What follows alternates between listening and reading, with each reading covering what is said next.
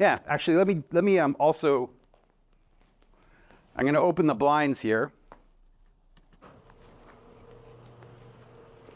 Yeah, James, that's a good idea. We have time, so let's do it. Now you're just flexing. I'm in my kitchen. Well, I'm at work. It's funny, people keep asking me, how many days a week are you in the office? And I'm like, all of them. so, you know, but yeah, I'm here in the Inclusive Tech Lab here on the Microsoft campus. This is a facility that we have where we're dedicated to bringing the disability community into the campus. That's what this room is for. We've hosted over 15,000 people. Not all of them disabled, but you know, we try to do our best. And we basically try to do our inclusive design sprints in here. This is the place where we intentionally engage the disability community. But yeah, let me give you a quick little spin of the room. We're going to be going over there in a bit. That's the Xbox part of the room. And that's our little front desk part. That goes into the Microsoft campus. There's our sensory room. There. This kind of is, I don't want to call it a classroom, but we do think about it like a kind of a classroomy area. But it's not really meant to be a realistic classroom. It's just sort of meant to as we kind of explore and keep out a lot of our material for those in the education. And then just some more other parts of the room. Jen's here though. Jen's been here. Hey, Jen. So that's cool. But yeah, let's get started. And I'll tell you a bit about what I'm working on and what we're trying to do. And I'm going to tilt this down. Okay, that's good. People can see that stuff now. So thanks for coming. I'm Bryce Johnson. For those who might need a description, I am a middle-aged white man with a big bushy beard. That's really the easiest way to describe me. Yesterday, the Inclusive Tech Lab put out a toolkit that we've been working on, an extension to the Microsoft Inclusive Design methods, specifically focused on hardware. And we're calling it Devices, Accessories, and Augmentations. And because that's how I think about this spectrum of devices. So it's a little booklet, and we designed it so that it can fit into the Surface Adaptive Kit. It just slides in there. So it's a fun little booklet. So if you looked at it at all yesterday and wondered why everything was so big and you know, in the PDF, it's because that when I print them, they're really small. So let me just grab it. So when they're printed, they're a pretty good size to read. That's how they were designed. But the PDF is, you know, you can print it any size you want. It's PDF. So let me take you through this work and how we sort of think about it and why we sort of think about it this way. When we started our inclusive design practice here at Microsoft, we were really striving for this idea of one size fits one and not one size fits all.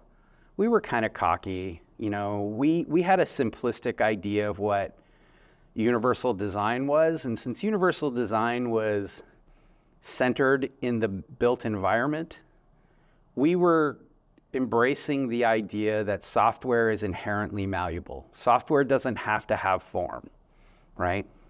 I like to joke with my engineering friends that, you know, the only real reason software has form is because software developers don't have enough time to build infinite UIs. But you know, we're starting to get some really interesting ways to think about how content can transform. And I personally believe that when AI becomes a lot more prevalent, we're just gonna see this explode. Like the idea of looking at something in a specific form, I think might potentially go away, and it's kind of exciting, I must admit. But the thing about digital experiences is that they can be configured. We think about it that they can be tailored to fit individuals with disabilities, and fit is a really important word for me. I strive to make things fit people. Again, one size fits one. But the thing about physical products are rarely fluid. They have form. And when we strive to recognize how those forms can be adjustable and augmented to meet the needs of the disabled, that's how we get to this place of devices, accessories, and augmentations. You know, we interact with computers in infinite ways across infinite contexts and functions of human diversity. We believe that tailoring adaptive systems of input and output that fit people will empower the disabled. We believe that modern products provide experiences that intertwine the digital and physical. We believe to meet the needs of human diversity, we must approach product design and create flexible systems. So that intertwining of physical and digital, I think, is one thing that I find really interesting. Most of my career, I've been a software guy. And when you work at Microsoft and you work on something like Windows, you know, you don't really think about the PCs that it's going to go on because, you know, they're infinite. They're infinite number of PCs. But when I worked on Xbox, there's only one thing that the Xbox goes on. It's the Xbox, right? So then you start to think about the hardware and you start to think about those end-to-end experiences.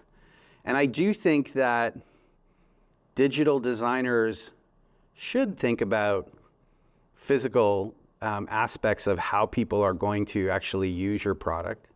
But at the same time, I recognize that, again, it is infinite.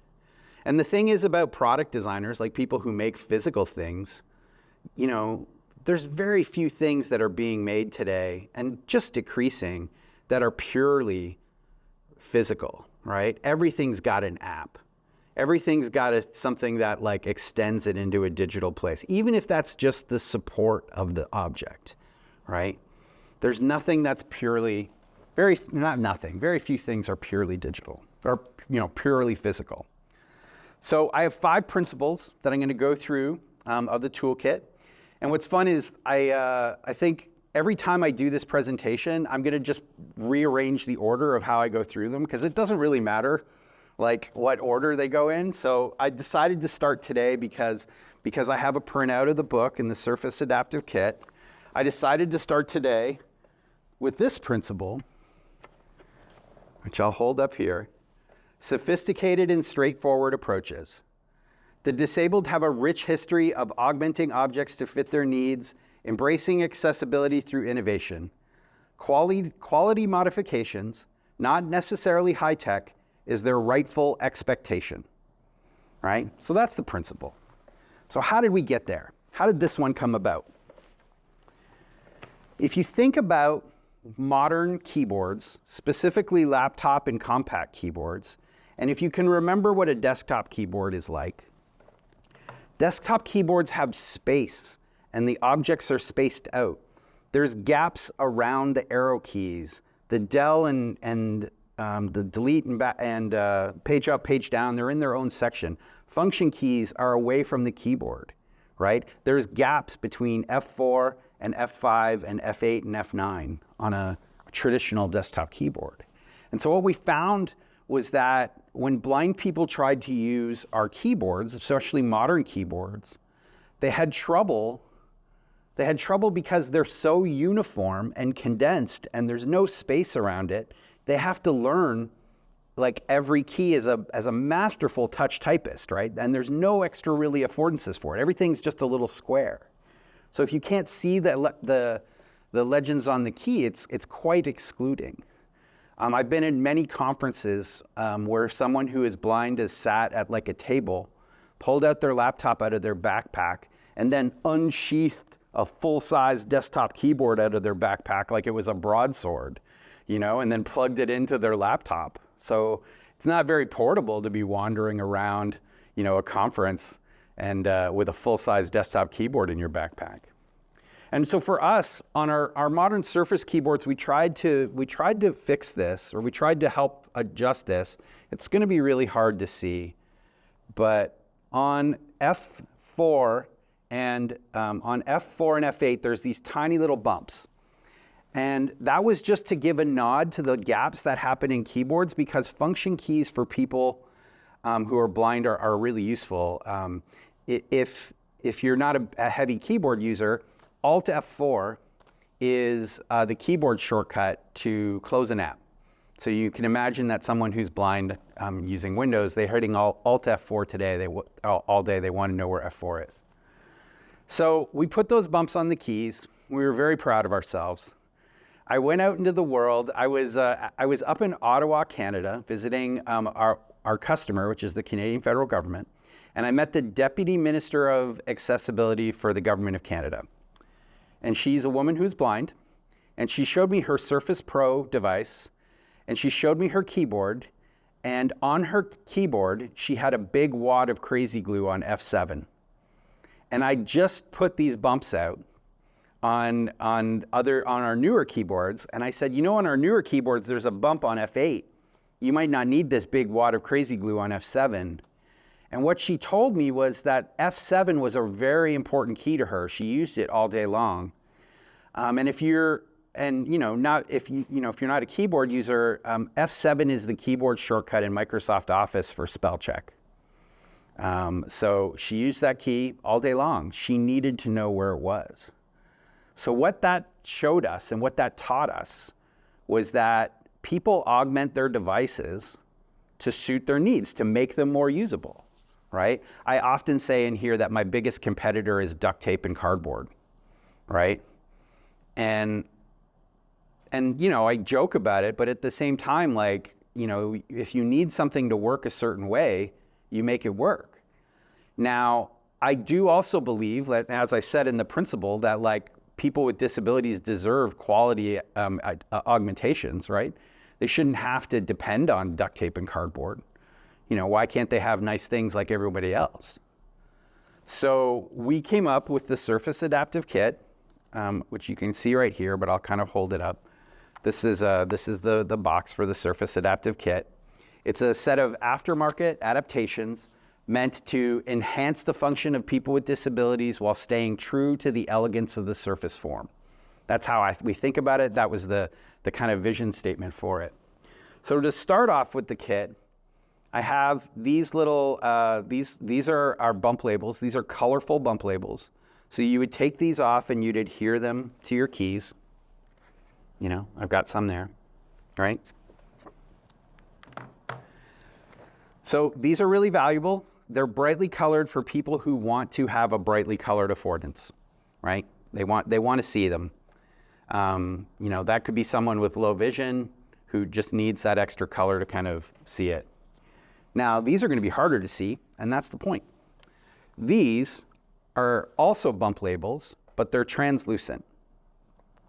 So these are for our customers who don't want to advertise that they're putting something on their keyboard, right? These are meant to be translucent so that they don't have to stand out.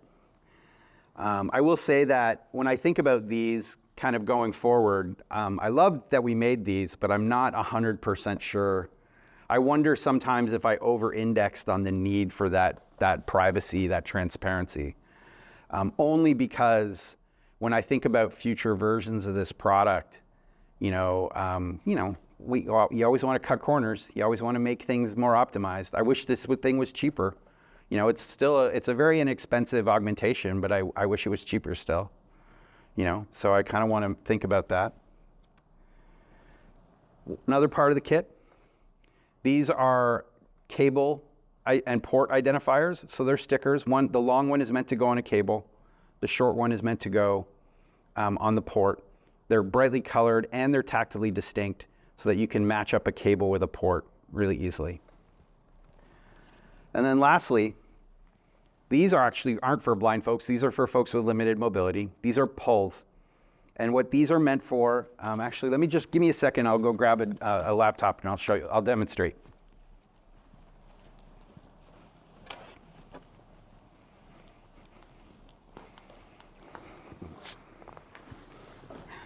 So, thing about modern laptops, right? We keep wanting laptops that are thinner and thinner, lighter and lighter, right? It's completely understandable. But the thing about when you make a device really thin, to open it, it kind of depends on you having fingertip dexterity, right? So the thing is that if you don't have fingertip dexterity, these things are actually hard to open. So we made these pulls so that you have something easy to open with. You have a large sort of pull there to open it. And what this also gives me the opportunity to show you some work from one of our wonderful partners, another sophisticated yet straightforward augmentation. This is a skin by J.C. Powell, and they're part of Design for Surface. So J.C. Powell designed this keyboard skin. It's a silicone keyboard skin. It form fits right over the Surface laptop keyboard. And what it does is it gives you large print letters. They're higher contrast. And then they're also color coded. So consonants are different colors than the vowels, numbers than the punctuation, and then system keys. They give the user a color coded way to understand the keyboard for people, say, with dyslexia. So that's cool. It's cool that we had that. So yeah, that's our first principle. I'm going to probably spend the longest on that one. Any questions so far? You can shoot them at me if you want. You don't have to be formal. Yeah, I was wondering, can you folks custom order different colors for those stickers? That's a great idea, but no, we don't offer that. And when people ask like what the color, why the colors were, we were definitely looking at contrast. We were definitely looking at contrast, but we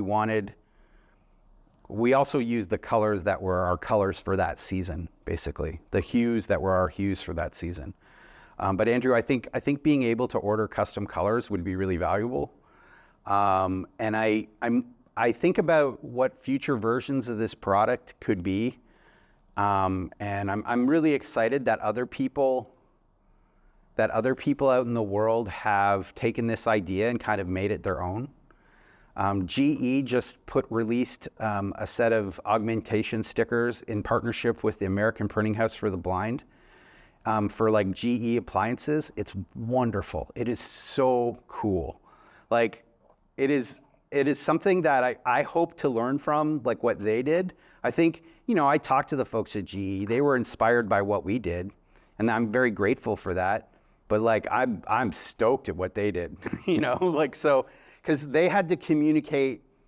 We're saying make something tactily distinct. They actually have to communicate. This is hot, right? And so it's really cool what they did and how they sort of work on that. So I'm going to tell you about our next. One more yeah. question. Oh, sorry, James. Yeah, go ahead. And I think it's to Andrew's point, because I think I saw green and orange. Those are typically colors that are. For the colorblind, those are the colors that they can't see. So, yeah. But I will say, as somebody who worked as an IT director, having to reach behind computers all the time, the tactile cord to the port, that should just be standard anyway. I can't tell you how many times I stick my finger in thinking I have a USB port, and I'm sticking a USB connector into like an HDMI port. Yeah. So. No, and it's funny, right? Because I think. Hardware designers stare at things so long they don't recognize that people don't. They're not staring at it. So I think that is really important. The color thing is tricky though, right? Because one of the things that I think happens a lot in accessibility in general is color blindness is really easy to understand, and it's fairly prevalent as it happens across all ages. So you probably know someone who's colorblind. It's not as expansive as you think it is in some ways. Like there are more people in America with cataracts than are colorblind. But at the same time, like colorblindness isn't, like it doesn't, I worry that people react to colorblindness by saying designing with color bad. And that's what worries me, because it's more like, no, how do you design to make sure that color is not the only signifier? So, I agree that, there's some green and orange in there. We specifically didn't, the green's really light. We didn't pick a red, but like they also have patterns on these, right? Like they have distinct shapes, they have, and when you're talking about putting them on a keyboard, you also actually can take into account some ways like the shape of the keyboard and the placement of the keyboard. But yeah, no, I hear you. I get that a lot. I get a lot of people who are on, like, to be quite honest, like in the beginning of their accessibility design journey, and And I'm not saying that you're doing this, but I get a lot of like color bad, and I'm like, whoa, whoa, whoa, no, color not bad, you know, like, so, you know, like how, it's all about how you use it. So yeah, let me go to my next one. Are you good, James? Is that good? Great. So the next one that I've got, see if I can put my face here. No, I can't. Adjustments are augmentation. So ergonomics began during World War II, adapting equipment to design for human capacities for better efficiency and safety. Products designed to be adjusted provide built-in augmentation. So World War II. Does anyone know this story about the planes? Jen knows the story about the planes. I'll tell the story really quick. After World War II, the U.S. Army was designing plane cockpits, or the U.S. Air Force was designing plane cockpits, and they were using the average man to like lay out the cockpit, right? And what they were finding was that planes were crashing, and they were blaming the pilots. When the reality is that if you design a system for an average, they did a study then afterwards and found that when they designed a system for average, none of their pilots met every aspect of the average. So there was something always misaligned for someone in a cockpit. There's no average person. It doesn't exist. And so the way I always like to tell this about people, imagine like if you and your spouse buy a car and one of you is really tall and one of you is really not, and you can't drive the same car because you bought the car for the short person or the tall person, and you can't adjust the seats because that's not a thing. Adjusting the seats isn't a thing. So like adjustments are a really important way to think about how we can make devices more flexible to meet the needs of human diversity. And I think there are many different ways that we can do that adjustment. I don't have a great example today, but this is a smart box grid sort of AAC device, and it uses it has a little kickstand like a Surface Go. But if you're someone who uses this device to speak, you might want to be able to adjust the postures of this device so that it kind of meets your needs. And that kickstand adjustment is what you would use to do it. Simple example, but you get the point. That's how that kind of works there. I'm going to not spend a ton of time on that one. Is there any questions about adjustment? I think adjustment is probably something that we all kind of get, right? I don't want to also pretend that these guidelines that we've made, they're all pretty straightforward in many ways. They're all pretty understandable. I don't feel like I'm distributing anything that isn't already known. But I do think that it's good for us to like put them in context and understand what makes like these systems that we create, what makes them flexible, right? Like what makes them be able to adjust to human diversity. And that's sometimes, you augment.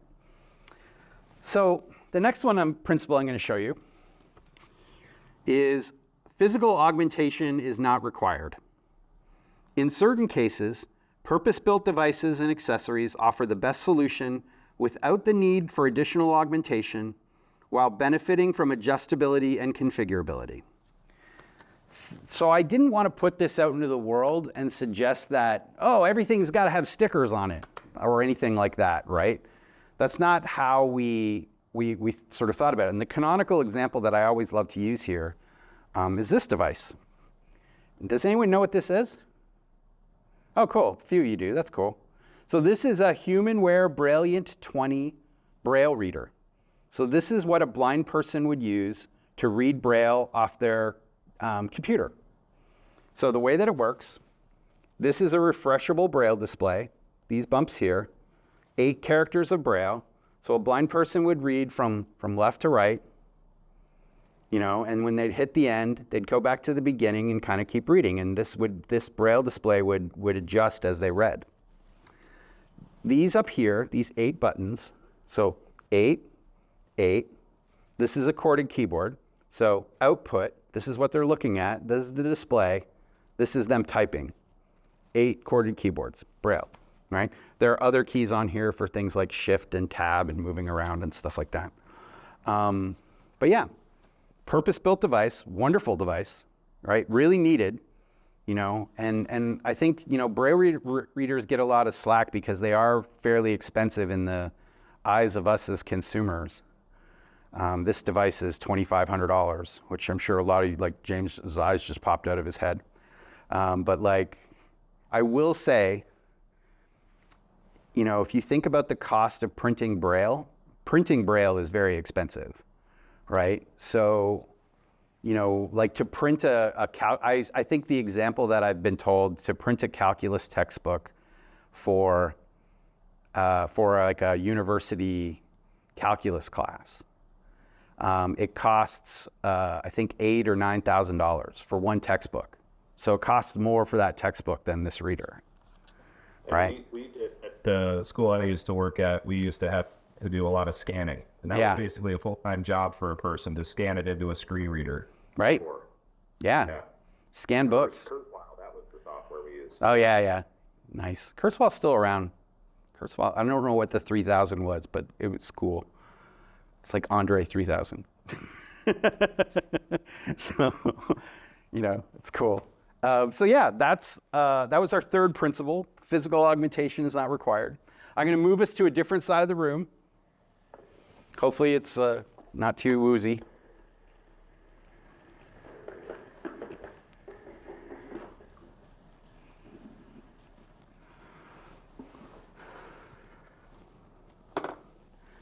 There we go. I need to grab a stool.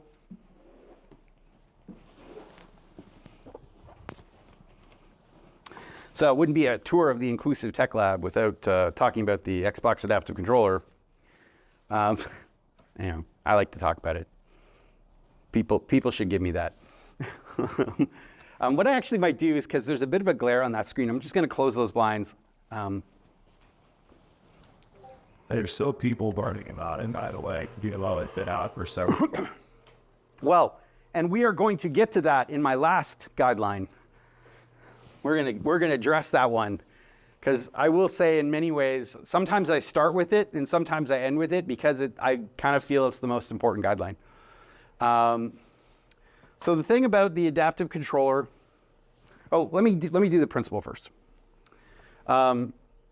Configuration is augmentation.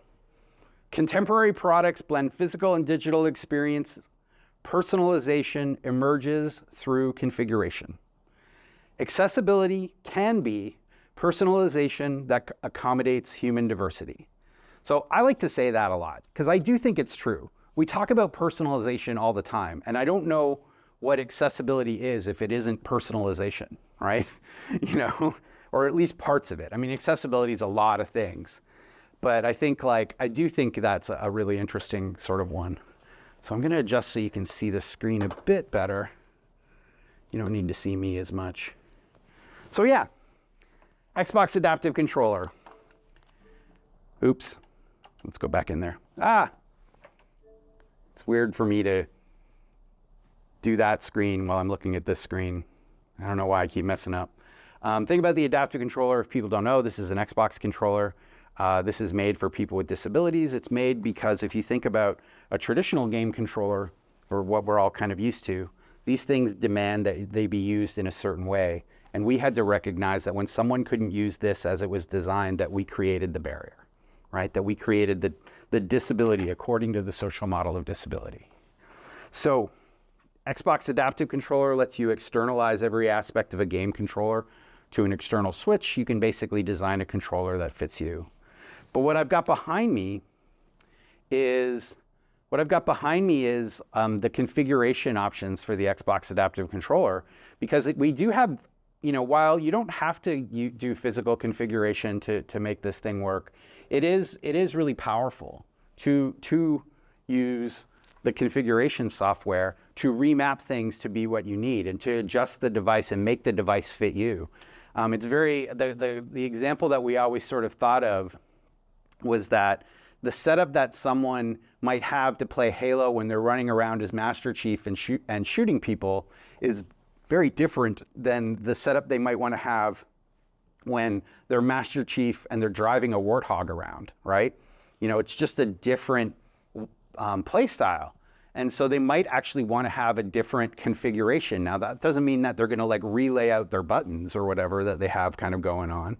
That's too much. That would be too much in game.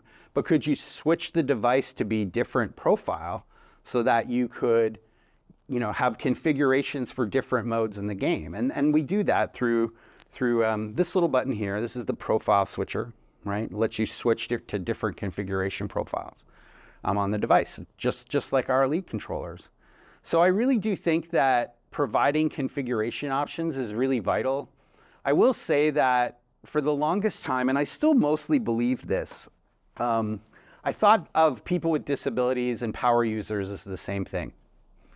You know, power users configure their environment to optimize them for whatever needs they kind of have. And I go, well, that sounds like people with disabilities to me. But someone pointed out something to me that I think is actually very worthy to consider, and it's important to kind of to acknowledge it. Power users are confident about tweaking systems, right? Power users basically will go into settings and change them and have the confidence to know that if they break something, they can fix it. And the disabled typically aren't like that. I don't want to I'm not trying to make a sweeping generalization, but there's definitely a lot of if it's not broke, don't fix it in the disabled community. We see that a lot because the technologies that they use are so core and central to their life, they don't want to mess with them. So that's how I think about configuration, you know? And we got 10 minutes left. I got one principle and I want to have some questions, so I'm going to move on.